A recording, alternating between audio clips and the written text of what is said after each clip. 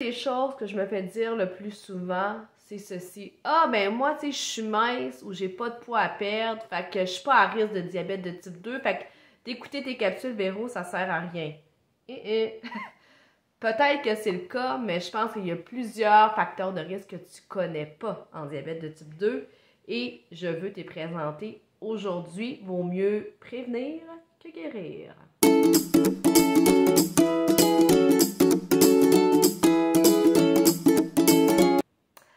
Alors, mon nom, c'est Véronique Plante, je suis nutritionniste diététiste professionnelle spécialisée en prévention et en traitement du diabète de type 2.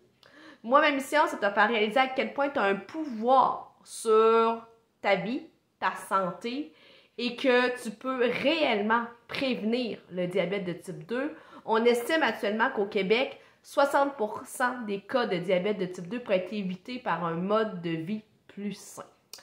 Oui, le surpoids et l'obésité sont des facteurs de risque du diabète de type 2, c'est vrai. On sait que 85% des patients vivant avec le diabète de type 2 ont une situation de surpoids ou d'obésité. Mais dans le demeure, pour moi, il y a quand même 15% des gens que je rencontre qui n'ont pas de poids à perdre. Donc, pourquoi ils sont diabétiques malgré tout ou prédiabétiques malgré tout? Ben souvent, c'est qu'il y a d'autres facteurs de risque. Puis ces facteurs de risque-là, ils les connaissaient pas parce qu'ils pensaient que juste parce qu'ils étaient pas gros, ils étaient protégés. Donc, c'est plus complexe que ça. Et j'aimerais te partager ou du moins te rappeler les facteurs de risque en diabète de type 2. Il y en a qu'on va dire qui sont non modifiables et il y en a qui sont modifiables. Donc, aujourd'hui, on va s'intéresser aux modifiables parce que ce qu'on peut pas modifier, on peut pas modifier, là. Ça finit là, c'est comme un petit peu l'ethnie, on peut pas changer notre race, on peut pas changer notre sexe, on peut pas changer notre diabète de grossesse si on en a eu dans le passé. Par contre, on peut changer d'autres trucs qui peuvent faire la différence dans l'arrivée tardif ou précoce du diabète de type 2. Donc, dans ces facteurs modifiables-là, c'est quoi? Roulement de tambour, l'activité physique. Donc, es-tu sédentaire? Es-tu actif? Je te rappelle que l'activité physique, on veut environ 150 minutes par semaine d'activité physique à intensité modérée. Intensité modérée, ça veut dire quoi? Ça ne veut pas dire aller marcher avec son chien pour aller faire ses besoins. Désolé, en règle générale, ce n'est pas assez intense. Quand on parle d'intensité, c'est oui, peut-être d'aller marcher avec ton chien, mais en montagne. Ou que là, on commence à chercher un petit peu notre air ou aller faire notre jogging avec notre chien. Là, on va considérer ça comme l'intensité modérée. Et je ne sais pas si tu savais, mais la marche a un pouvoir assez puissant. On sait que 2 heures à 2 heures et demie de marche par semaine diminue le risque de diabète de type 2 de 50%. On va se le dire, là, la marche est souvent une activité accessible pour monsieur et madame tout le monde. Ça demande peu d'équipement. On n'a pas besoin de s'inscrire au gym, puis on a l'effet escompté. Donc, c'est un pensez-y bien. L'autre facteur de risque qui est modifiable est bien évidemment le tabac. Donc, le tabac est responsable de plein de maladies et le diabète de type 2 n'en fait pas exception. Donc, tu as un pouvoir, si tu fumes, à arrêter de fumer. Facile à dire, je le sais, il y a d'autres enjeux, mais c'est quand même un facteur modifiable. Il y a aussi la consommation d'alcool. Donc, une consommation d'alcool excessive. Ça veut dire quoi?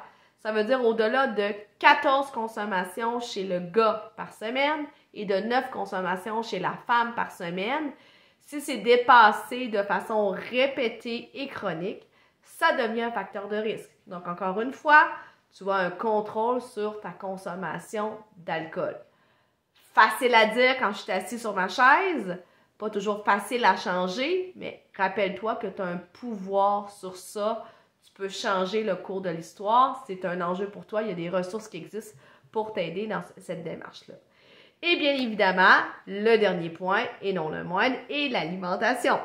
Donc, là, c'est très large l'alimentation, mais on sait qu'une alimentation de pied de qualité, qui inclut beaucoup de boissons sucrées, beaucoup de restauration rapide, l'utilisation fréquente de mets prêts à manger qu'on met au four ou au micro-ondes, la faible consommation de fruits et de légumes, une consommation trop élevée de sel ou de mauvais gras, tout ça sont des accélérateurs possibles d'un diabète de type 2. Et encore une fois, tu as un pouvoir et un impact sur le genre de repas que tu achètes, le genre de repas que tu cuisines.